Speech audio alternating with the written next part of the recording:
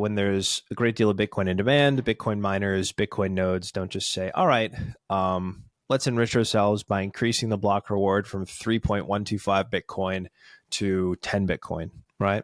That doesn't happen, right? The supply schedule is fixed. The terminal supply is fixed. And as such, no model works. All models are broken. Satoshi destroyed all models by creating an asset where there is no demand response function. Hello, all my friends out there, ladies and gentlemen, boys and girls. Thank you for joining me again today. We have Joe Consorti here today, and this is going to be a fun Bitcoin conversation. It's been a little while since I got pretty deep in the weeds on Bitcoin. There's been so many crazy things going on. It's been a little bit all over the place. But Joe, appreciate coming here, man, to talk about this with me. For sure, Ben. Thanks for having me on. Well, I like to start things usually with just getting to know the people that I bring on. So I always love a good Bitcoin yarn. So how did you get into the Bitcoin world? Where'd you come before that? And how'd you get into this field? Yeah, so I came into Bitcoin straight out of college. I left college 1 year early. Essentially, I came into Bitcoin initially for number go up, as most people did after 2016, 2017. I had run this business and made a lot of money, more money than most 18-year-olds should have. 19 at the time, and didn't know what to do with it. My friend from school, Tyler LaRoche, who now works at Bitcoin Inc., he told me about Bitcoin. He introduced me. He wanted me to learn about it first. He gave me two different reading materials: The Masters and Slaves of Money by Robert Breedlove and The Bullish Case for Bitcoin by Vijay Boyapati. I read both of those. I loved them. And then I bought what was, to me, a lot of Bitcoin. I had made, and this was October of 2020. That summer, I had run a business. I'd come out of it with 20, 30 grand in profit. I put all of it into Bitcoin. And then Bitcoin went on its crazy run, right? From $10,000 all the way to 64,000 and then 67,000 later that year.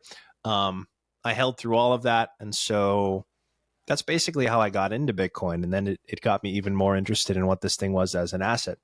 At the time as well, I was basically studying financial markets in my own time at the library at my business school. Obviously, I was studying business. I was studying finance and econ, both of which I got my degree in. And I began folding Bitcoin into my analysis and then finding that Bitcoin had its own very unique attributes that made it what it was. And so I started writing about that, just posting it on Twitter independently for fun. And then here we are, 3 years later. I skipped over a lot.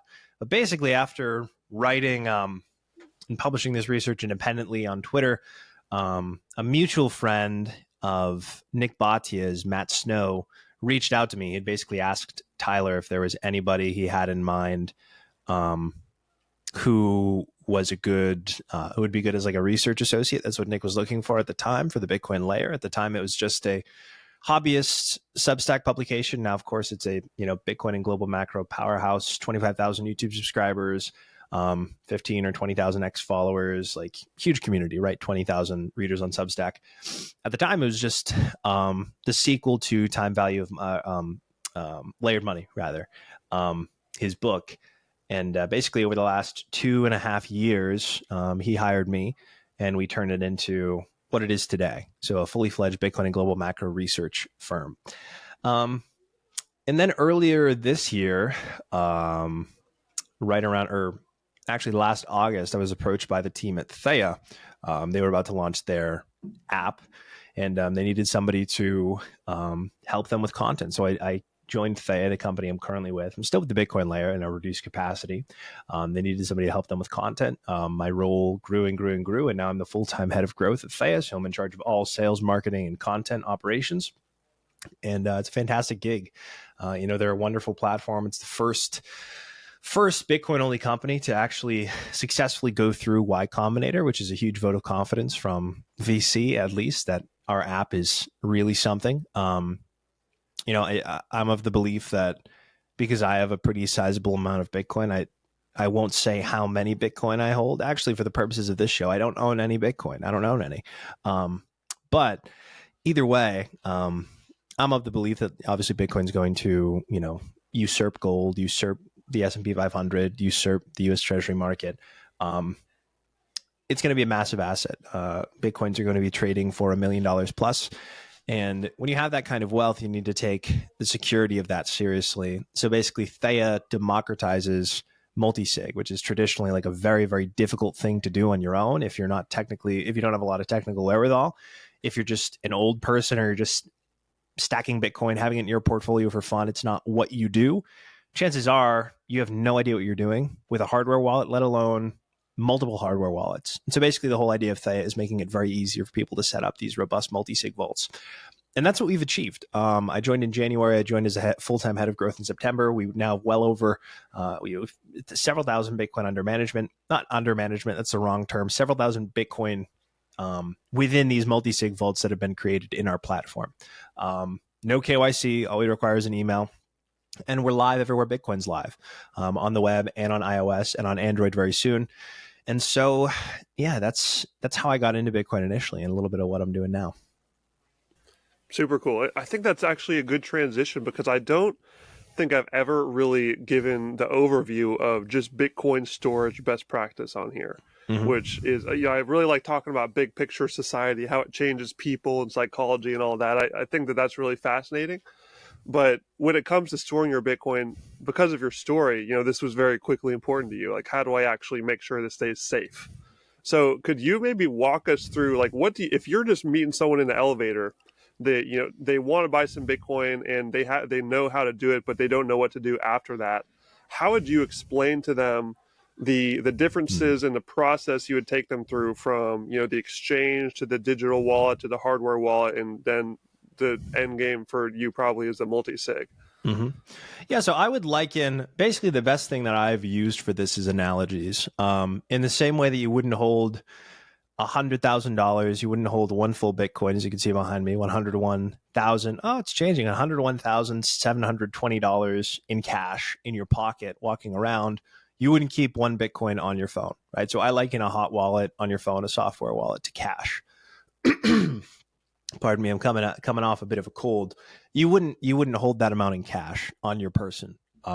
You could put it in a safe, but even that isn't very safe, right? You could have a software wallet on a computer that's offline, but even that isn't very safe, right? That computer can get taken from you. That safe can get broken into. Your Bitcoin's gone. It's a single point of failure. You could keep it on a custodian, but in the same way that you wouldn't have more than $250,000 worth of money in the bank, because it's not FDIC insured beyond that point. There's no FDIC insurance with Bitcoin. You wouldn't keep a sizable amount of Bitcoin with a custodian, right? Unless they were fully reserved and provided proof of reserve, someone like River, right?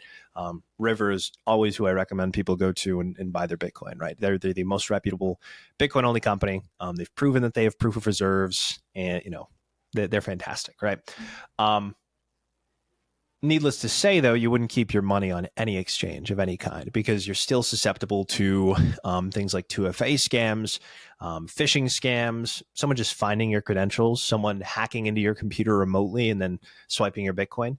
Someone actually logged into my computer remotely. Thank God I wasn't auto logged into any exchange or anything like that. And thank God my Bitcoin is not on my computer, because what had happened was they logged in and tried to find anything that they could. It's because I left my computer on overnight. I had downloaded malware. It slipped through my antivirus. And antiviruses don't really work anymore anyway. And so I left my computer on overnight about 2 a.m. All of my YouTube channels were compromised. My old YouTube channel I used to have when I was like 14. I actually had a Minecraft YouTube channel when I was like 10. 10 to when I was like 14. It got like 12,000 subscribers, which is crazy for like 10 years ago, 15 years ago. That got totally destroyed. Basically what they did was they turned that into a fake live stream where they took a Elon Musk Tesla live stream. They did an AI voiceover about some crypto giveaway. YouTube flagged that, took my channel down. And it also took the Bitcoin Layers channel down temporarily because the same thing happened to that. I was remotely logged into the TBL YouTube channel. And so that can happen to anybody, right? Particularly people who have a bad habit of staying logged into things or not requiring two-factor authentication for things, or keeping their devices on when they're not using them. And so that can happen to anybody, right? Even if you keep it on a custodian that's reputable. And so that all represents a single point of failure. Now you can go up one step in this security ladder, if you will, and you can get yourself a physical cold storage device, what they call it, right? You can get yourself one of these, the new Trezor Safe 5. You could get a Ledger, right? You could get a Foundation Passport. You can get the brand new Cold Card. I have all of these in the little drawer in front of me. For people who might know where I live, I don't actually keep any Bitcoin on these devices. They're just for demo purposes. So shame on you for trying to steal my money. But the idea is that these are more secure than a software wallet on your phone or on your desktop. And that's true to a certain extent. But it still represents a single point of failure. If somebody were to find that device, your Bitcoin's gone. If they know you, if you have your PIN number written down anywhere, chances are the same safe where you're keeping your cold storage device, it's not in that safe either. The same safe where you're keeping your cold storage device is the same safe where you probably write down your passwords. So chances are, right, a newbie, somebody who's new to this stuff might think, all right, I'm going to write down my PIN code for my Ledger in that vault. Someone breaks in your house, that's all gone, right? Your Bitcoin's gone. You lose it somewhere. Somebody sweeps it. Somebody can guess they guess your passphrase, whatever, your Bitcoin's gone. And there are ways of hacking into these devices, getting into the secure element of these devices where you don't even need to know the PIN. You can just sweep the funds directly from there. So even though they are more secure on their own, they still represent a single point of failure. And that's where multi-sig comes in. So basically the way that I analogize multi-sig is it's like having a cosigner onto your bank account that's required to make any transactions or movement of funds from that bank account. So you can obviously invite somebody to your bank account and have them, as a secondary name to be able to access funds, your spouse, your kid, whatever. Traditionally, you don't need to have their permission in order to move funds out of it. That's basically the way that a Bitcoin multi-sig vault works. If you envision a bank vault, you imagine a bank vault, it has two key slots. There are 3 keys in existence. It requires 2 keys at a time in order to open that bank vault and access the funds.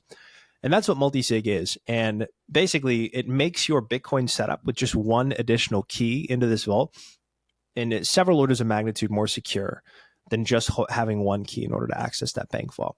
So that's what multi-sig is. But the problem historically with multi-sig is that it has been unbelievably difficult to use. There are huge technical hurdles people have to go through. They have to do hours of research on their own.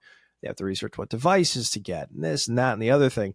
And most people just leave it and they say, I'll leave it on Coinbase, right? They're reputable. They're a publicly traded company, whatever.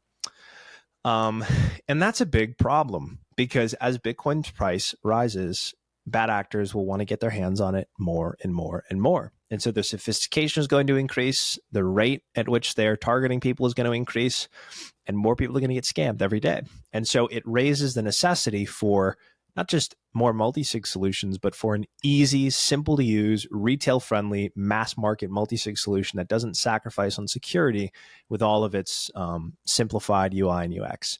That's where Theia comes in, right? Basically, we designed Theia from the ground up to be focused on retail investors, not retail investors, but just the retail market in general. People who may not have any idea about Bitcoin whatsoever, but they own a lot of it and they want to secure it. That is who Theia is targeting. But that's not to say it doesn't contain all of the features that more tech-savvy Bitcoiners will want to use. Those are contained in there, but the experience of setting up your multi-sig, going through the process, you don't need to have any technical wherewithal whatsoever. The Theia app or the web app guides you through every step of the way, and you can get it set up in minutes. We're talking 5 minutes or less if you have the devices in front of you, which is a huge game changer, right? Compared to existing solutions which either have allow you to assemble a self-custodial multi-sig, but they're very clunky and not user-friendly, or entities and companies that rely on somebody else to be there with you while you set it up. Theia makes it so that you can set up simple and robust Bitcoin multi-sig vaults in minutes on your own with no technical experience required whatsoever. That doesn't skimp out on security. It's a standard 2 or 3 multi-sig setup where the user holds 2 keys. So just like those 2 keys that I mentioned. And then the third key is held with Theia for recovery purposes. So that way, if you lose one of your keys, there's a process you can go through in order to get your funds back. And that's basically like the self-custody 101. I'm not, vilifying hardware wallets and hardware wallets or even software wallets and saying you can't keep your Bitcoin on there. Of course you can. And you can do things like setting up a passphrase and putting it in a secure location separate from your device, or memorizing it and then writing your seed down somewhere and then putting that somewhere. But ultimately, that still represents one single point of failure. If somebody were to gain access to any of those things, the passphrase and the device, or just your seed phrase, your Bitcoin's gone. Whereas if somebody were to steal one of the devices in my multi-sig setup, they don't have access to my funds, right?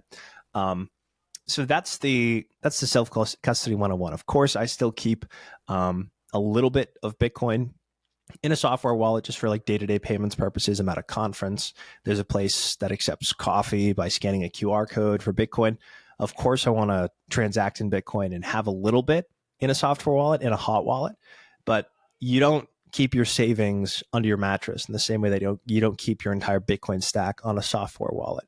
So yeah, that's basically self-custody 101, high level. Solid. Love it, dude. That makes total sense too. And I wasn't expecting us to go in this direction so early, but I'm actually glad we did, because I haven't gone down to the multi-sig myself, and it's always sort of been in the back of my mind. Like, I think this is really where people should be aiming for that maximum security, because like you said, not only is it just sort of decentralizing the points of failure there, but you're also you still have that hand being held aspect that so many people still want to have a little bit of. So it's like taking both of those into one. It's like the ultra Bitcoin or decentralization benefit, and also still having a customer service number to call if you need help. So kind of brings it all together. It's really interesting, and definitely would recommend that to the people out there who, like you said, have a substantial amount. They want to just really have the peace of mind. And I feel like the Bitcoin storage and security it's so open for different people to have different strategies, but there is a spectrum of like bad to good, and it's good for people to explore that. So thanks for sharing that. I really appreciate that. And let's talk about just Bitcoin in general, man. I'd like to just get your idea, because it's such an interesting time in the world right now. People are starting to think about all these things, and we're recording this in January 2025. We're starting off a new year. Things are really crazy out there right now. And like you mentioned, how just the hackers and the spammers and the technology itself is becoming this place where a lot of chaos is happening. I like to see Bitcoin as a technological innovation, but it's helping create more order in the world. So how do you see Bitcoin playing into this new year, and how it's changing the societal chaos we're seeing right now? Yeah. Like on a multi-decade time frame, Bitcoin's obviously going much higher. This year, I believe Bitcoin's going much higher. The long-term value proposition of Bitcoin is that it's a savings tool. It's the world's best savings tool because it's absolutely scarce and there's no supply response. In response to a rise in demand in any other asset, like, a lot of people are buying a stock. The company issues more shares of the stock. A lot of people are buying gold miners. The supply response in response to a shock in demand is to increase your supply schedule, right? Bring new gold miners online, hire more people, get more machinery, bring more gold out of the ground so you can capitalize on the price. And Tear up more of the land and cause more destruction to get that gold too, by the way. Correct. Yeah, correct. Yeah. And so it's that's what happens every single time there's more demand for any given asset. Bitcoin doesn't have that, right? So when there's a great deal of Bitcoin in demand, Bitcoin miners, Bitcoin nodes don't just say, all right, let's enrich ourselves by increasing the block reward from 3.125 Bitcoin to 10 Bitcoin, right? That doesn't happen, right? The supply schedule is fixed. The terminal supply is fixed. And as such, no model works. All models are broken. Satoshi destroyed all models by creating an asset where there is no demand response function. As a result, everybody who's looking at Bitcoin and claiming that it's a bubble just fundamentally don't understand bubbles, and they don't understand Bitcoin, right? A bubble is a transient, highly truncated period of a few months to 3 years at like a maximum, where people are speculatively bidding up an asset in order to ride the momentum and then cash out. Bitcoin is fundamentally different. It is embarked on as of late 2009 when it got its first price, got its first market price on this 16-year structural adoption trend where higher highs are set on average every 3.5 to 4 years. Now Bitcoin's a $2 trillion asset. There's never been a bubble that big that's exhibited that consistent of a pattern of regularly falling 90%, dusting itself off, and then climbing 100, 200, 300, 500, 1,000%, and then falling 90% again, and then doing the exact same thing over and over again. That's just not characteristic of a bubble. It is characteristic of an asset that's undergoing a monetization period, where more capital from other areas of the world is funneling into this asset, and more people are holding it over time than there are selling it. That's what Bitcoin is. The skeptics don't have a leg to stand on. Most skeptics are not well researched. They just take a chart of Bitcoin when it's underperforming. They're oddly quiet when Bitcoin's doing extremely well, but when Bitcoin is entering a bear market, they overlay a tulip mania chart on it, or they overlay an Enron chart on it, or an Amazon chart on it, and they say, this is the tech bubble 2.0, this is Amazon 2.0, this is tulip mania 2.0, whatever. But ultimately, they just don't have a leg to stand on, because this thing has proven itself to be an asset that more people are buying than selling over a 15-year period. It's now the 7th largest single asset in the world. If we're not looking at stock indices, which are an amalgam of several assets, Bitcoin is the 7th largest asset in the world, behind companies like NVIDIA, Amazon, Google, Apple, Microsoft, gold, which is at the top, and then Bitcoin, right? It's number 7. Next up, I believe, is Microsoft, and that's really only a matter of time. We're kind of in this, zooming back into what I think is going to happen this year. We're just 2 weeks away from Trump's inauguration, and I will say thank God that he's being elected instead of Kamala. Not just for Bitcoin, but for this country. I care really deeply about this country and, my future children and my future grandchildren and so on and so forth. And I want to preserve this nation as much as possible and its founding ideals. And so I'm very happy that Trump was elected rather than Kamala. But also from a Bitcoin standpoint, it's huge for Bitcoin, right? We now have the leader of the free world, or incumbent leader of the free world, saying that he's going to begin actively accumulating Bitcoin, or at the very least, establishing a strategic Bitcoin reserve. He's used that language himself. He has a great team of Bitcoin advisors behind him who are guiding him and directing him in this. Senator Lum has put forward the Great Bitcoin Act of 2024, which obviously states that the United States will buy 1 million Bitcoin over 5 years, holding each lot of Bitcoin that they buy for a minimum of 20 years before determining what they want to do with it, which would make the United States the single largest holder of Bitcoin, ahead of even the ETFs. The ETFs are now at like 1.134 million Bitcoin on behalf of their clients. If the U.S. held 1 million Bitcoin bought 1 million Bitcoin in addition to the 200,000 we already hold, we would be the single largest holder in the world. And so you have the prospect of the leader of the free world stacking Bitcoin, or at the very least doing an executive order within his first couple of weeks or on day one, saying that the 200,000 Bitcoin we already have, that's our strategic Bitcoin reserve. That's monumental, right? Because then you have other nations who look at that, and suddenly Bitcoin has become a geopolitically important asset. Donald Trump just mentioning the prospect of a strategic Bitcoin reserve suddenly kicked into high gear all of the other major world superpowers, China, Russia, other G20 countries, who know that now that the United States is accumulating Bitcoin, it's probably in their best interest from a balance of payments standpoint to accumulate some too, right? If you want to keep your country competitive and attractive, when there's this one entity who's now said that Bitcoin is geopolitically important by announcing that his intentions to buy it and create a reserve for it, then all of a sudden you have these other countries who need to do the same. It's out of necessity, right? So rumors coming out of China, more credible rumors coming out of Russia, right? The Russian finance minister talking about this explicitly, Vladimir Putin talking about it explicitly, or at least the merits of Bitcoin. The finance minister coming out and talking about a strategic reserve of Bitcoin for Russia. Now everybody is racing to either front run, buying in secret, which chances are some of the cohorts that have been purchasing, during this rally, during this period of Bitcoin being above 100K or near 100K, have been these massive buyers, right?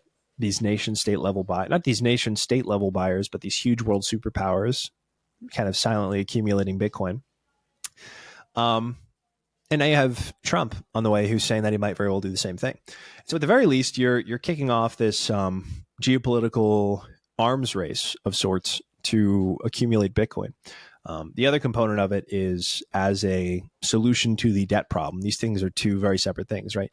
The race to accumulate Bitcoin at the lowest possible price and as much of it as possible between countries is separate from the reason the Bitcoin Act of 2024 was introduced, less so for geopolitical importance, but more to solve the debt problem. So Senator Lummis's proposal is explicitly outlined in order to help eliminate a great deal of the United States' $36+ trillion in debt, or 37. I can't remember. It's going up so quickly. That's why the Bitcoin Act of 2024 was put forward. But I have a feeling the reason Trump is so interested in it is purely competition. Trump's a very competitive guy. That's why he was such a successful businessman. He's a very competitive, cutthroat guy.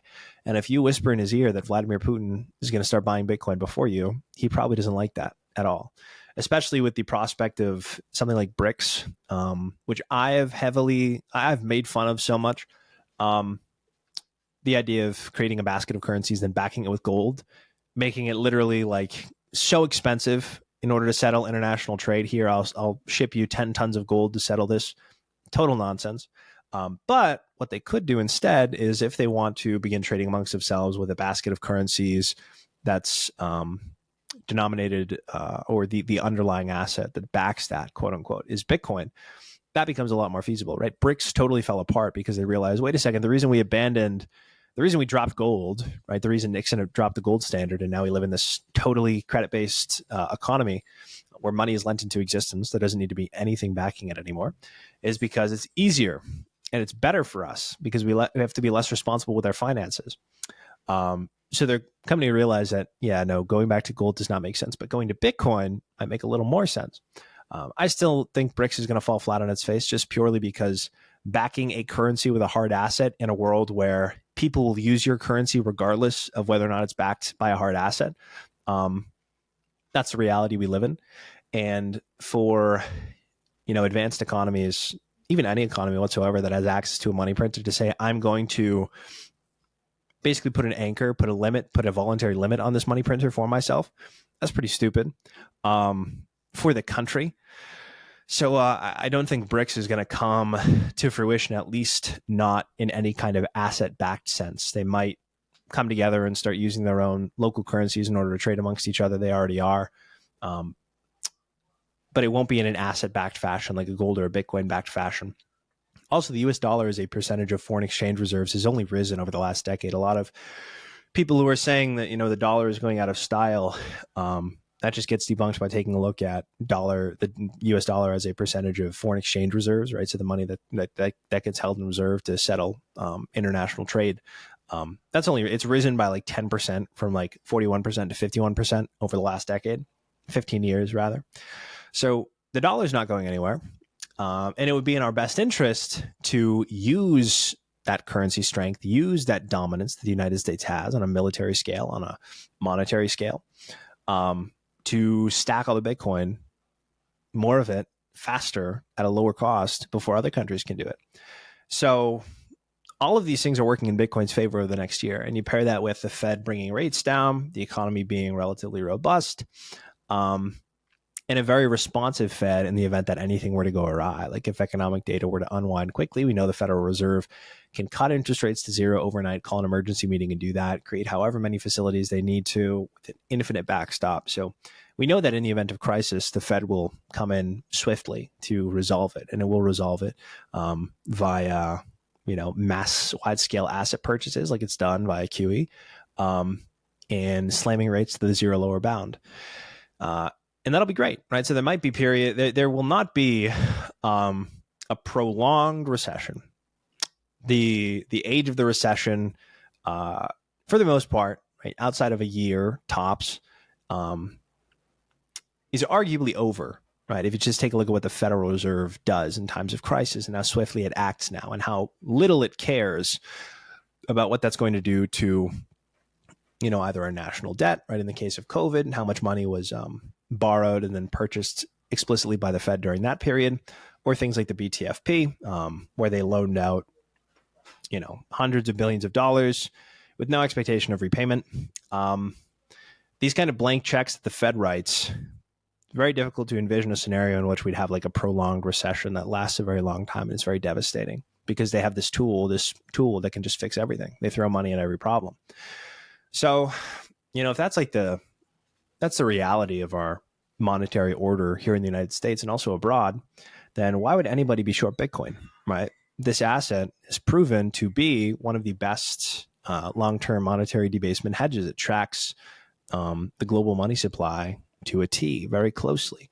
And if we know the global money supply is going to go up forever, come hell or high water, even during good times, then Bitcoin is the only sensible asset you should have in your portfolio in a large amount.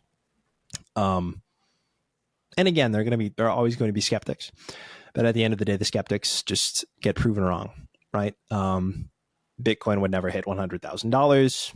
You could see that it's at over $100,000 behind me. Bitcoin will never be held by the United States. Well, it already is. A strategic Bitcoin reserve will never happen. Well, we'll see, right? We have 2 weeks time to see if he follows through. Chances are he will. He followed through, or at least attempted to follow through on the majority of the promises he made during his 2016 campaign and during his first term. So we will certainly see. I definitely don't believe he was just saying these things for votes. He may have been, but again, we'll see. Trump is generally, at least in the political sense, a man of his word, or at least he attempts to be, despite what Congress may do. So that's basically where we are. Right, over the next year, it's looking great for Bitcoin. From a macro perspective, the economy is doing great. The Fed is bringing rates down. From the prospect, from a nation state perspective, right? And that's not even to mention the popularity Bitcoin has gained in the traditional investing community, right? People who have retirement accounts. The ETFs were so successful. IBIT was the fastest ETF in history to reach, I believe it was $40 billion in assets. It took like 40 days compared to 127 for the runner-up and then 222 for the one after that. So these are some of the most successful investment vehicles of all time. IBIT itself was the most successful ETF launch of all time, still experiencing billions of dollars of daily inflows, rivaling some of the smaller S&P 500 and NASDAQ ETFs. So that's without mentioning that. That's without mentioning that Bitcoin is now breaking into the insurance float market. NIDIG is talking about basically investing insurance float, which is $8.5 trillion in size, into Bitcoin. You also have MicroStrategy now breaking into the preferred shares market, where essentially this whole new cohort of fixed income investors, the global bond market is $300 trillion in size. Specifically, you look at like debt investors, traditional debt investors, like marketable debt is what I mean to say. It's like $147 trillion in size. Now, these preferred shares being bought, they can be purchased by these pension funds, these banks. They're required to hold a certain amount of preferred shares as tier 1 and tier 2 capital per the Basel III Accords. So that's without mentioning all of that. But that's also happening this year. So Bitcoin's going to have a phenomenal year, ceteris paribus, right? If all of this comes to pass and we don't have some unforeseen event. But we know that in geopolitics, we always do. And obviously, Bitcoin has proven to be an extremely successful monetary debasement hedge for 15 years. On a 5-year time frame, it has a higher Sharpe ratio than any investable asset out there. And that's poised to continue for the next 10, 20, 50, 100 years and beyond. Yeah, absolutely agree. And one of the things you mentioned there is that the skeptics of Bitcoin are just simply not well researched at this point, and they've had so much time to, but some of them just dig their heels in further and further. I would slightly alter that, in my opinion, to they can be very well researched, but in fiat land. So they just project these fiat ideas over onto Bitcoin, and they just can't get their head around it. And you mentioned how like the fiat financial system has just these clownish non-restrictions. Like the debt ceiling is my favorite one, where there's like a debt ceiling. Oh, we can't go over this. Oh, well, we'll just raise the debt ceiling, and it just keeps getting raised up. It's just it doesn't mean anything. And when you're in a environment where there's no restriction anywhere, there's no actual mathematical law, it just creates chaos. And that's what we see all over the world right now, is like total chaos, because the money is so pivotal and it just doesn't work properly. And some would say it is working properly for the people who designed it to funnel power upward to the Cantillon effect. But anyway, Bitcoin is going to be a very interesting new player here. And I would love to just get your idea. You kind of outlined your thoughts on, this year is going to be a great year, and we'll see about that. But what would you say is your range of outcomes, barring the unforeseen events, as you mentioned? What do you think is the worst case scenario and best case scenario? And instead of talking about just 2025, I like to keep things as evergreen as I can. So let's just say the next 5 years. So from 2025 to 2030, what do you think is the lower bound of possibility and higher bound possibility in terms of, well, I'd be remiss to not bring back the number go up. People want to know what the number is going to be. So what do you think about what the number is going to do, like what the price of Bitcoin is going to do, and how will that transition look like as we continue to move away from fiat and into Bitcoin? Yeah, worst case scenario over the next 5 years would be Bitcoin is still sub $1 million, I believe. And I think worst case scenario for the world over the next 5 years is that we're plunged into basically World War III. We begin a hot war with Ukraine directly. We already are in a hot war with Ukraine through NATO, or with Russia through NATO. But we break out into a hot war with Russia. We break out into a hot war with China over Taiwan. And we break out into a hot war in the Middle East over Israel. Those three things, had Kamala Harris been elected, the likelihood of those three things would probably be near 100%. We would probably be deploying troops into all three of those regions, which would be very bad. I personally don't want to go fight and die in a war that I have no stake in, that isn't being fought over my country. And I certainly don't want my kids and my grandkids to be fighting and dying in those wars either. Those three things it was a near miss. Obviously in July, a very literal near miss. Donald Trump was nearly killed, but it was a near miss almost getting Kamala, right? This totally vacuous, individual. I could say many more things about her. Elected president, right? This war hawk. Thank God she isn't the president, and she never will be. And this country's moving in a direction where if we do get those mass deportations, these, 13 to probably more like 50 million people out of here. Logistically, that's very difficult. But if we do that, right, chances are we're going to be a country that votes pretty confidently in one direction for the foreseeable future, for at least the next decade, which is a good thing, right? And so a lot of those tail risks, the war breaking out, that was eliminated, thankfully, by Donald Trump being elected. Of course, anything can happen. And as such, I think Bitcoin is in a much better spot over the next 5 to 10 years than it would have been had Kamala been elected, because it just would have been more of the same, right? Not only would hot war break out, but the borders would be even more wide open. Citizenship would be granted. We'd probably get amnesty for the 13 to 20 to probably 50 million people who shouldn't be here.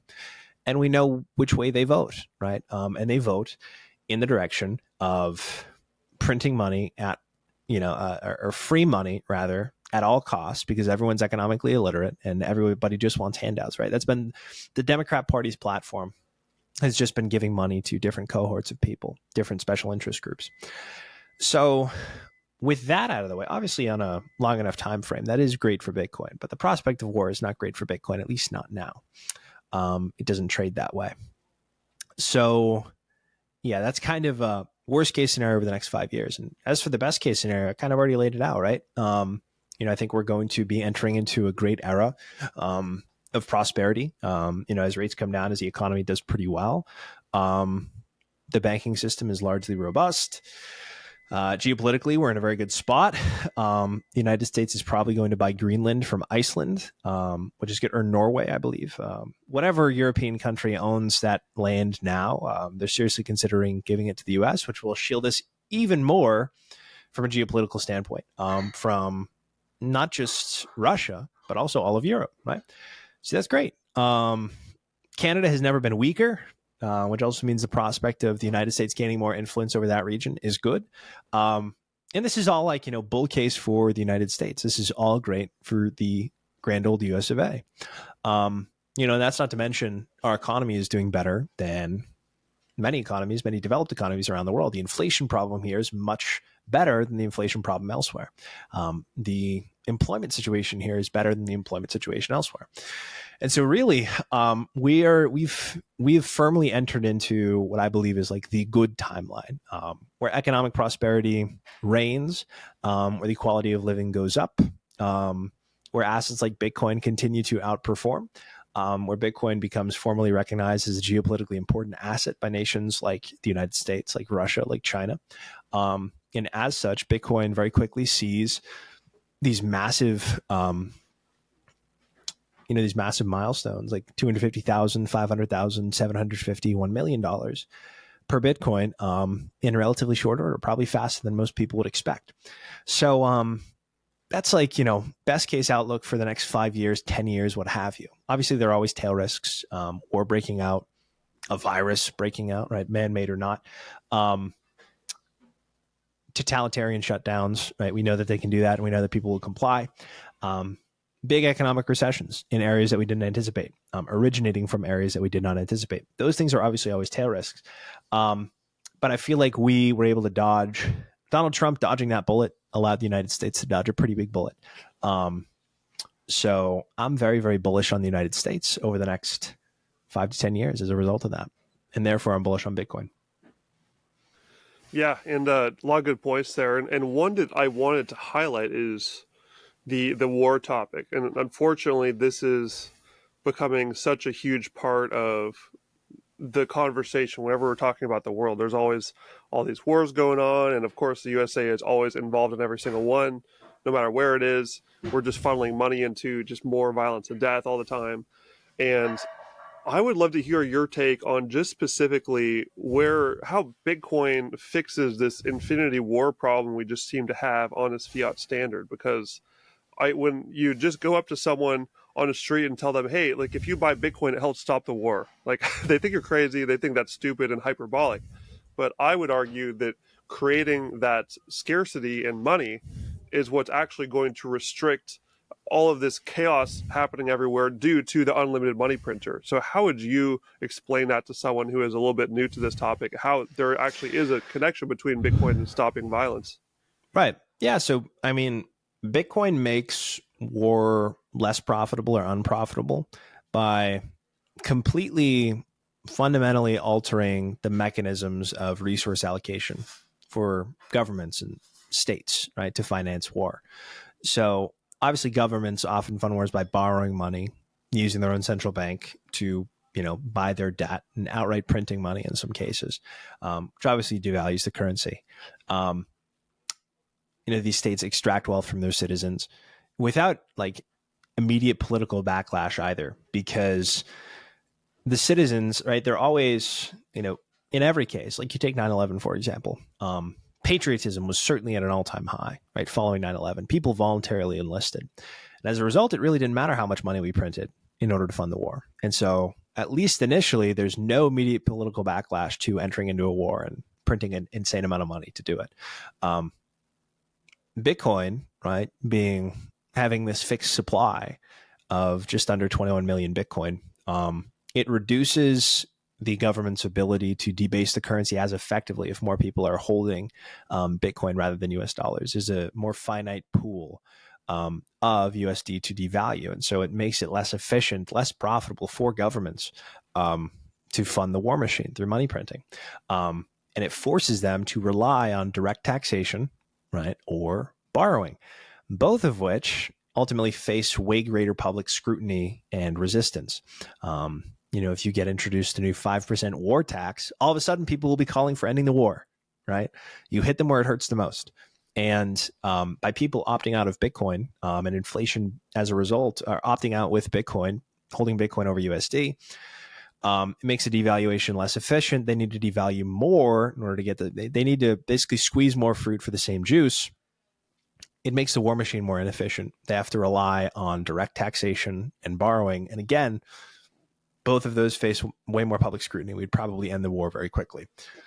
So that's the biggest way in which Bitcoin essentially makes the war machine not obsolete, but it makes it far less efficient. So that's essentially, the big reason why, the big point I would try to get across to people who might not understand this. And if you also think about it from the standpoint of over a long enough time frame, if everybody is denominating their wealth in Bitcoin and these currencies that are used nationally are no longer widely used, then there really is no funding mechanism for the war. And these wars do not get fought as much. I think also, and this is kind of a more niche point, but I think it's just as important. The same path that we're on with Bitcoin, this path of people growing more optimistic about the future, about individual liberties, will also usher in something like a second nuclear renaissance. And as such, right, with Bitcoin basically allowing us at an individual level to live more abundantly, nuclear energy and the proliferation of nuclear energy will allow the exact same thing to happen for energy. These are deflationary technologies. Bitcoin in and of itself has a disinflationary supply schedule. It causes the price of goods and services denominated in USD to go down over time. It makes life cheaper over time. Same thing with nuclear energy, right? And these other more efficient forms of living. And so, right alongside Bitcoin's monetization is this proliferation of nuclear energy, driving down energy costs, which will, again, be a tool to make living life more abundant, the average individual to be wealthy, right? Lifting everybody up. And when you have that, there is way less of a need for war, to go invade somebody else's country over territory, over resource extraction, which is what it usually is, which is what the case was in the Middle East. It was resource extraction. It makes it so that you don't have to do that anymore. And that's adjacent to Bitcoin, but all the same, it's the exact same wave we are on as a civilization. This wave toward individual prosperity through these deflationary technologies, these wonderful technologies we've discovered, both through Bitcoin, with energy, and elsewhere. So the first point is a big point, but I think the second point is more prescient as it relates to the period of time that we're living in. Yeah, absolutely. And one of the things I wanted to add to as well is just how you talked about how when the government actually has to force people to pay more taxes visibly and hand over more of their money, all of a sudden you see all this public outcry over things. And what we have right now is where they're able to silently print themselves the money and just boil the frog with inflation, where people don't understand what it is. It gives them a lot of slack to indoctrinate people into saying things like inflation is good for you. We've seen these headlines come out trying to convince people, oh, inflation is happening because of a Beyonce concert or some stupid thing, and then they can really just throw all these messages out, which, by the way, they control the media, so they have immense power to push these messages down to prevent people from understanding what the real problem is. And, oh, by the way, who funds the media? Well, I guess I should say more generally, where does the media get all of its money? The corporate media, it's coming from these corporations, which are also getting showered on by the money printer. Mm-hmm. Like MSNBC right now is kind of a classic example. If you turn that channel on, anyone can do this. See how many pharmaceutical ads come on in just like a couple of commercial segments. It's like literally all pharmaceuticals, all drugs.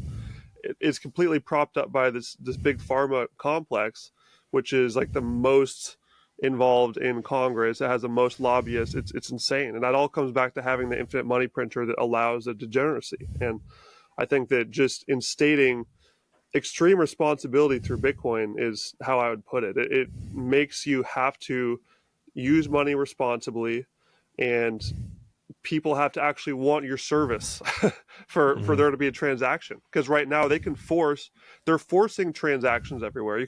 That's kind of one way to look at it, is that, war is in some ways like it's transactional. The weapons that they're sending over, that's a transaction, and all those things, there's no limit on it. So the warmongers, as you said, can just rise to the top and they'll have unlimited powers. And Bitcoin removes that. And it's just so powerful because it is really going to move things in an organically positive direction. And it makes things really exciting. That's why us Bitcoiners can't stop talking about it. It's really, really optimistic. It gives you an optimistic view. And I know you talked about, because of the new administration, it makes you even more optimistic. I would say, like, it really does, and I'm sure you would agree with this too, but it doesn't really matter who the administration is on a long enough time frame. That there Mm. could be some nuance to that. Like, obviously worse ones are going to cause more issues. They could create wars and things like that. But Bitcoin really gets me to zoom out and look at like you were talking about, the kids and grandkids. What's their life going to be like? I want to make sure they have a good future. So we need to make good decisions now to ensure that good future. And I think Bitcoin helps do that the best. Yeah.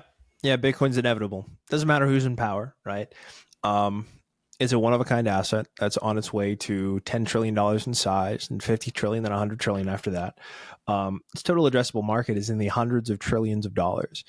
And until we get to that point, we're going to experience these insane periods of growth for the asset. So when people think that they are too late to this, they just fundamentally misunderstand what Bitcoin is and what it will ultimately be, right? We've never seen an asset that is monetizing this quickly and it's going to monetize to this scale. So yeah, I totally agree with you. It genuinely does not matter who is in power, who is in charge. Bitcoin in and of itself is an inevitability. How would you view this transition?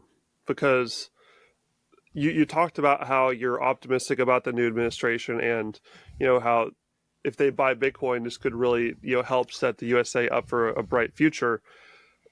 And you also mentioned that ridiculously gigantic debt bubble that is just Mm-hmm. looming over us right now and looming over the whole world, like the global debt as well.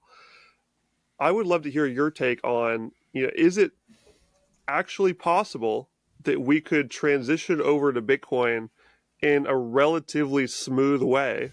Or is it completely inevitable that there's going to be a chaotic collapse of some kind with a really rough period for a lot of people? What are your takes on the realm of potential outcomes there?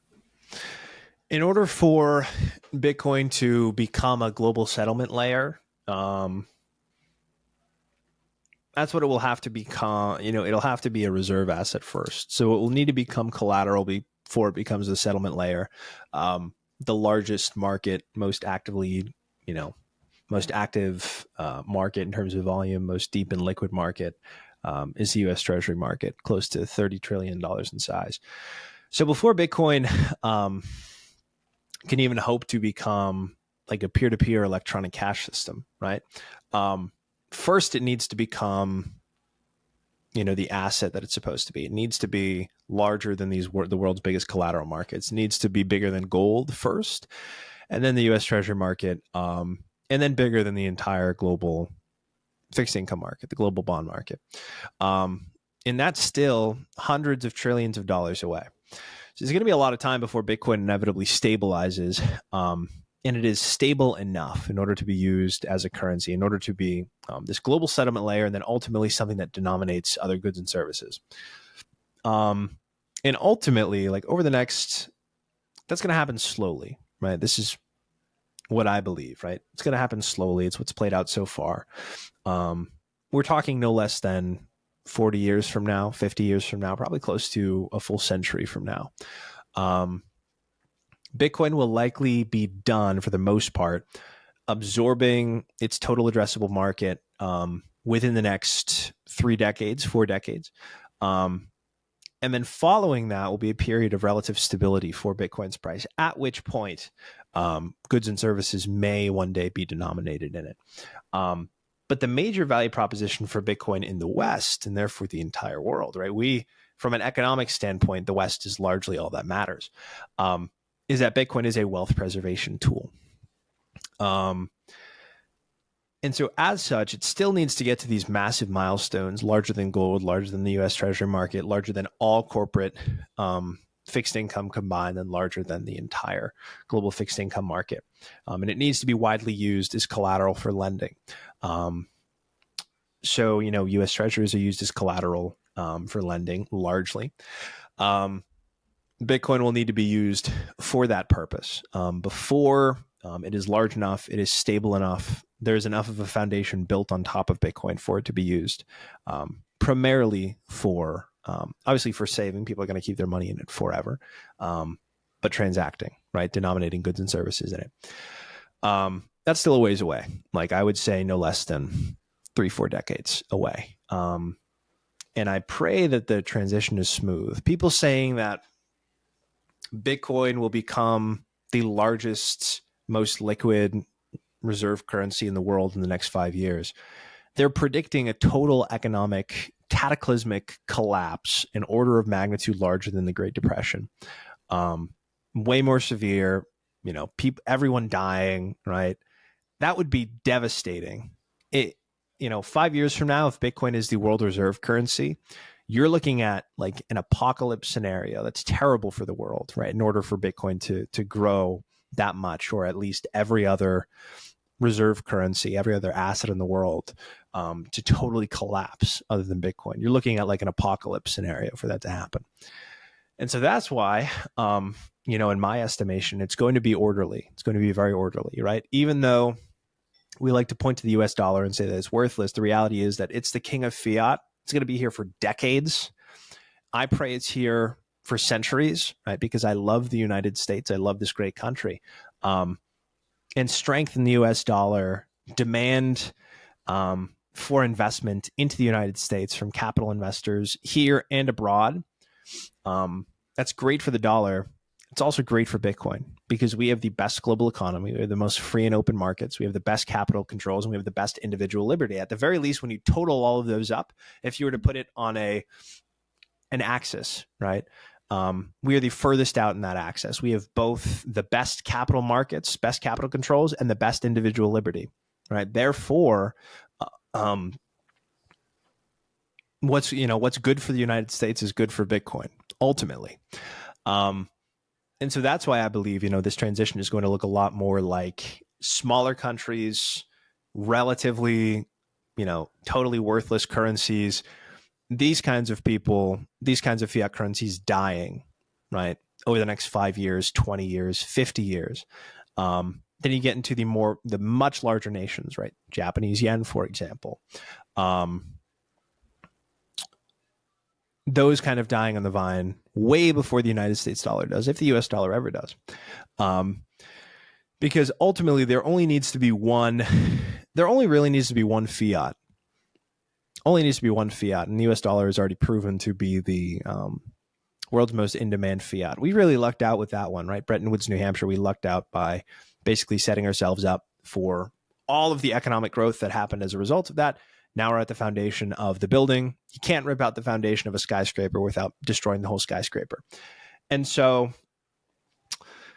you really only need one fiat. You also really only need one primary savings tool, right? These days, for most people, it's their house, right? Because of how much monetary debasement there's been, right? Their modest single-family home is now worth $1.5 million. And so I think the movement from all of these other assets into Bitcoin is going to be much more orderly, right? Going to happen in a very slow and controlled, measured fashion over the next many decades, rather than in the next 5 years or in the next decade, because that would be very bad. You and I would not like the way that life would look if Bitcoin was the preeminent world reserve currency 5 years from now. That would be terrible. That would probably mean nuclear war of some kind would have to happen for that to be the case. So that's kind of the way I view it, right, over the next several decades. I like that take. And I agree with you that, the most important thing is not getting rich. It's creating a better world. This is what we should all be here for. These are the people that I surround myself with, the ones that are looking long term. How do we use this powerful tool to create a better future for our species and the world?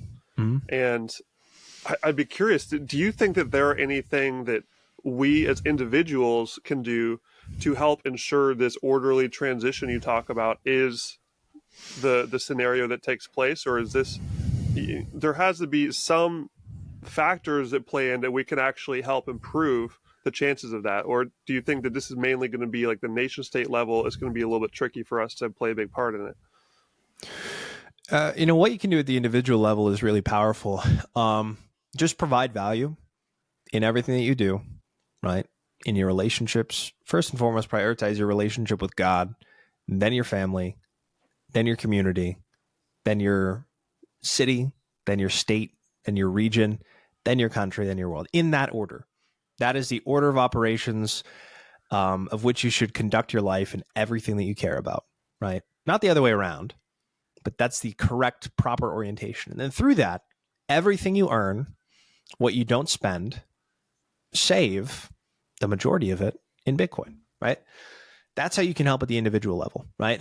Only by providing value can you really find meaning, right? Can you really find purpose, right? Orienting yourself toward God, figuring out what you were put here for, and then trying to provide value with the unique gifts that all of us as human beings have been given. Everyone is uniquely gifted in their very own ways.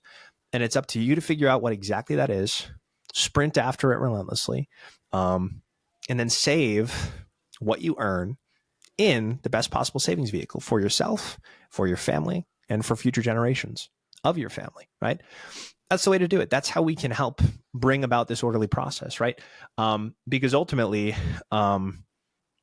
everybody had parents in order to get here.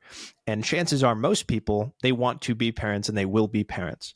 And so it's about today, here and now, what can you do in order to cultivate the best way of living that's maximally oriented toward what you were put here for, doing a job that reflects that, cultivating relationships in a way that reflects that, building a family that reflects that, raising your kid up the way that you want to in his image, and then saving what you earn in the best savings technology. And then your kids will do the same, and their kids will do the same, and their kids will do the same.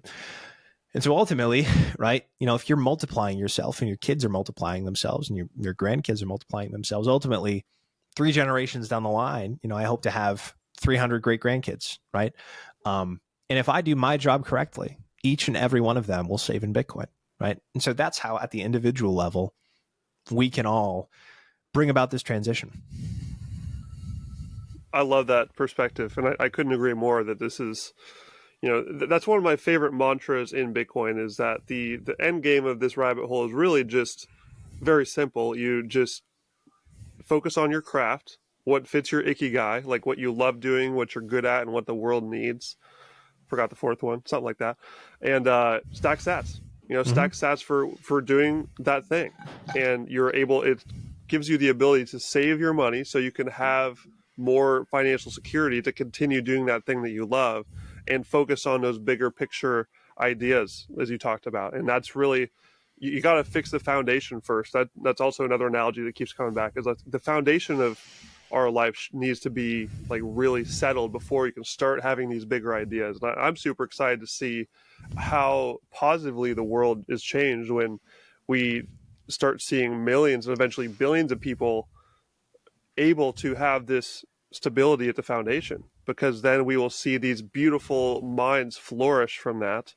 More people will ascend to the level of being able to create these beautiful things and have beautiful families. And it's hard to not just get white pilled and super excited about this. So totally with you there. Joe, we're getting close to the end of our time here. So why don't we wrap this up? Let's just give us a message for, why you think that, and you have like the side of looking as an analyst at this stuff. So you really see what's going on under the hood more than most people do. And I know this has been a general theme throughout, so it's a little bit repetitive, but I just don't think it can be repeated enough. Why does every single human being on this earth need to spend time and energy to really study Bitcoin, understand the potential for the future, and how it will give them all of these, great boosters to their life that we talked about today? Mm-hmm. It varies for every individual. I mentioned several times that Bitcoin is the best savings technology. But maybe you've gone to the grocery store and more of your paycheck's going to groceries. You're noticing that at the end of the month, you don't have as much cash as you did previously. Um, Maybe it's your mortgage payments, right? They're just weighing on you, right? As a result of all these increased prices. Maybe you're a first time home buyer, and you're finding that you don't have the credit score to purchase a home. Or even if you do, your interest rate is totally astronomical, way more than your parents or your grandparents were paying. You're finding that the life you want to live is increasingly out of reach. Bitcoin is your solution to that. Lower your time preference, stop going to the casino, stop betting on sports games. Essentially, all you're doing is buying a lottery ticket and hoping that it will work out and you'll get to live the life that you want to live. But building these good habits of providing as much value as you can, working on yourself, and then finding the wife or the husband that God has for you, building a family, and then saving what you earn in Bitcoin. Ultimately, that is why everybody needs Bitcoin. It allows you to lead the life that you want to live. Per what you said, I think Bitcoin is at the end of the rabbit hole. It's just Bitcoin is the best savings tool. So at the end of the day, what it is it's a tool for you to create a firm financial foundation so that you can spend less of your time worrying and more of your time focusing on the purpose that God made you for. That's it, right? Most people get into Bitcoin to get rich. At the end of the rabbit hole, you'll find something much richer than that. You'll find that you are already the wealthiest person on the planet in that you woke up this morning and you have a brain and 2 hands and 2 feet, and you get to decide what you want to do. Bitcoin is merely the best tool at the individual level for saving your time and energy in money so that you can spend more of your time doing what you're supposed to be doing. Love it, man. Where can people go to follow your work and what you're up to these days? Yeah. So Ben, thanks so much for having me on, man. This is a great conversation. Thanks for letting me riff. I always love these types of talks. Great questions. You can find me at Joe Consorti on X, the same exact way that it is spelled on the episode and on my little name tag here. Excellent. I'll be sure to put that in the show notes so people can go follow along. Joe Consorti, has been an absolute pleasure, my friend. A pleasure is all mine. And look forward to continuing to follow along this journey with you, sir, and making a better world with you. Let's do it. Likewise. Thanks, man.